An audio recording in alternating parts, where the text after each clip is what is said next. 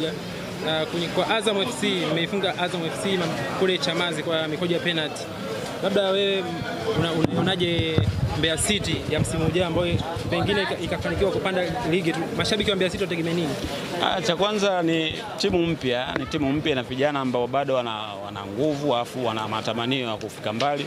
Naamini timu ikipanda itakuwa timu nzuri kwa sababu ni maboresho machache tu ambayo timu inatakiwa kuyafanya. Naamini ikipanda itafanya vizuri zaidi kwenye ligi.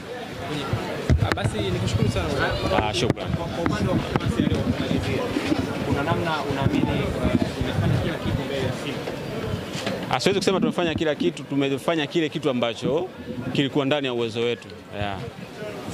Kwa namna gani mnaumia au kutolewa na Simba ambaye iliweza kufanya maajabu mbele ya Azam? Hamna kitu ambacho tunaumia. Watu wamepata experience kwa sababu tuna mechi ngumu mbele. Kwa hiyo naamini tulichokifanya leo kitatupa motisha kwa mechi zinazofuata za kupanda ligi.